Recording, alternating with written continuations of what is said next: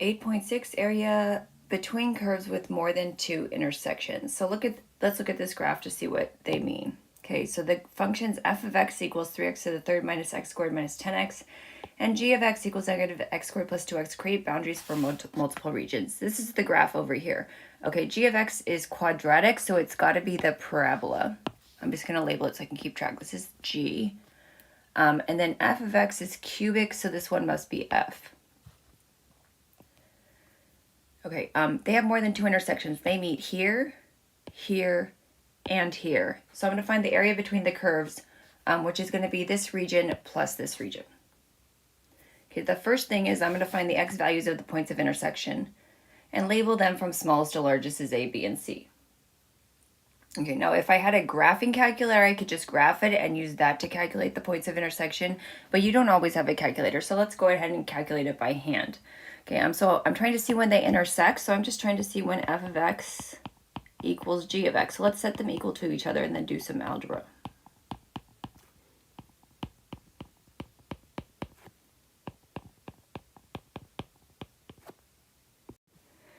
Okay, this is a polynomial, so let's make it equal 0. I'm going to move everything to the left side. So I have 3x to the third. If I add x squared, it will cancel the x squared, and if I subtract 2x, I'm going to get negative 12x. Okay, so let's factor out 3x.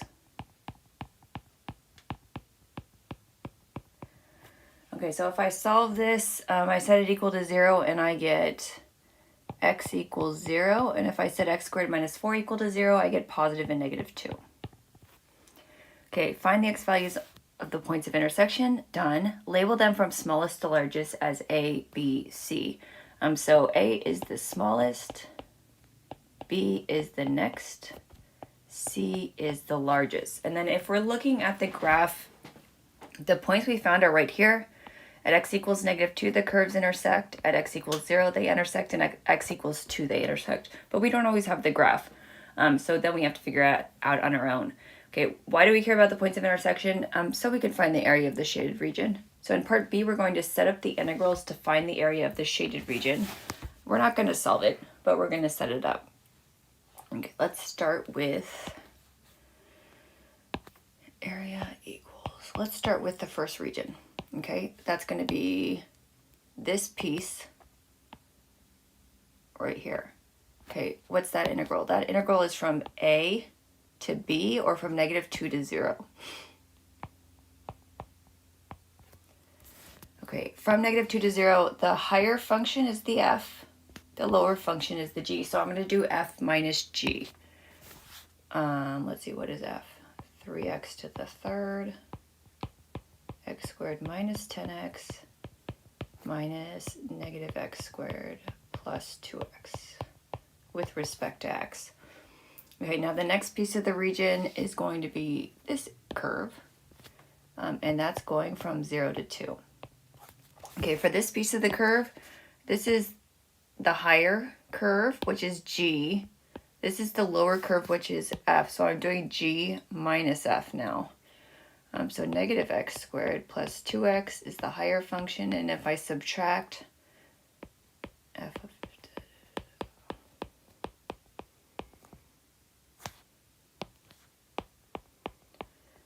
okay, I know we're not going to solve it, but I am going to simplify it a little bit because if I was going to solve it, I would want it a little bit nicer. Let's see, 3x to the third, I'm going to keep it 3x to the third. Negative x squared minus negative x squared is positive x squared, so they cancel. Negative 10x minus, that's negative 12x. Plus the area from 0 to 2. Negative 3x to the third minus x squared plus x squared cancel, and then I have 2x plus 10x plus 12x dx. Okay, and then I could solve this by hand pretty easily, assuming this is not a calculator question, because if it was a calculator question, I'd put the whole thing in the calculator. Okay, there is another way you can solve it, which is useful when you have a calculator, but not when you don't have a calculator. So you can keep it in mind, even though it's not the normal way we solve it. Now, it's going to involve absolute value. Because normally when we calculate the area between the curves, we do the higher function minus the lower function. And the reason we do that is so we get a positive area. If I did it backwards and I did the lower function minus the upper function, I would get a negative area. And then I would get the difference of the areas, which I don't want. I want the total area that exists there. So another way you could do this is you could do the integral all the way from -2 to 2. And then I'm going to take the absolute value of the difference of the functions.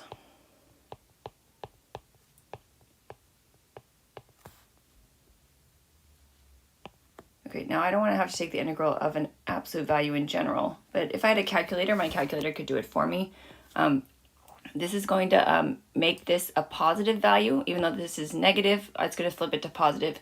The thing you need to be careful of is you're doing the absolute value on the inside when you do the f of x minus g of x. Don't do the absolute value on the outside, because if you do the absolute value on the outside, you're subtracting them first, which would mean that this is a positive answer, this is a negative answer, and your answer is pretty close to 0, and then they're going to absolute that answer very close to 0, which is not what you want. You want this whole area plus this whole area, and you want to include the whole thing. So if you want to try it on your calculator, you do the absolute value of f of x minus g of x, and it's just a shortcut. Okay, let's look at another example. Okay, example 2, the figure below shows the graph of 2 minus 1/2 x squared, which is this one right here. Actually, I'm going to label it so I can keep referring to it. And the line y equals 1. So this line right here, that's y equals 1. For -2 to 2, closed interval, set up the integrals to find the sum of the areas of the shaded regions.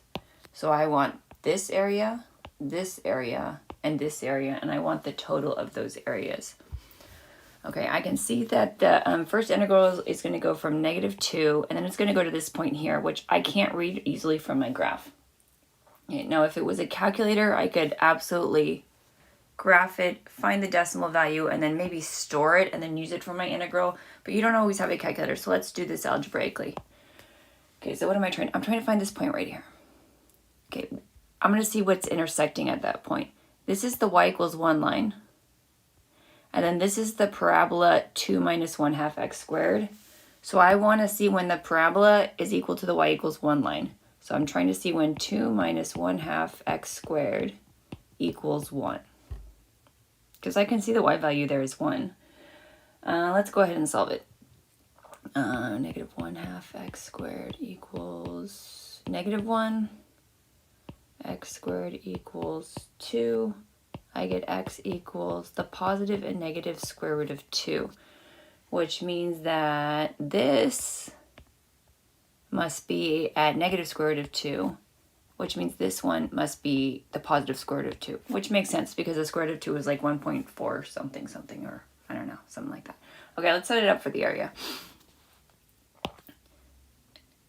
Okay, let's see how many pieces. It looks like 3 pieces. Now the first piece goes from x equals -2 until x equals negative square root of 2. Okay, from here to here, the higher function is the 1. The lower function is the parabola, which is the 2 minus 1/2 x squared. Okay, when you plug it in, don't forget the parentheses. When you subtract, or you could distribute as you're going, that's fine with me as well. Okay, now let's go to the next piece. I'm going to go down because I'm out of room. Plus. Okay, the next piece is this piece here. This goes from x equals negative root 2 to x equals positive root 2.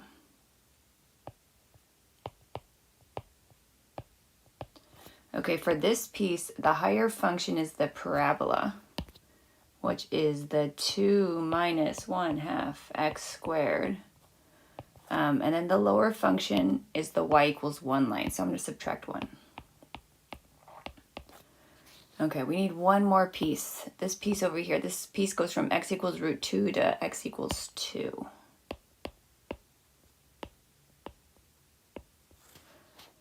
For this piece on the right, the higher function is the y equals 1. The lower function is the parabola, which I'm going to subtract. So either distribute or put it in parentheses. And then when you solve it, you can figure it out. Okay, so I have all three pieces going from -2 to 2. And I could evaluate this by hand, or I could put it in my calculator to solve it.